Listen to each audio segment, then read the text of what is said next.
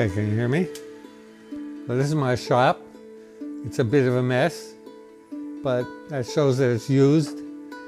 And it's fun because you're constantly using your mind, you're using your hands. You get an interesting product when you're done.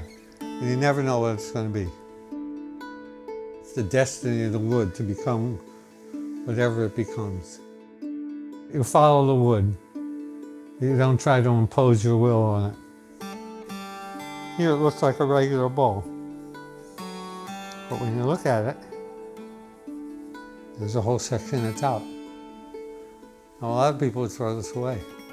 But I think that adds to the beauty of it. Not trying to make it perfect.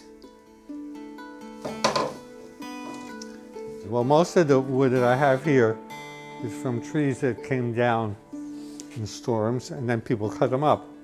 There's a piece of wood right over here. You take that, split it, open it up, put it on the lathe, and start to work. You never know what form you're going to get, and the wood tells you that. And you have to be sensitive to that. So that tree is not dead. It has become a useful object.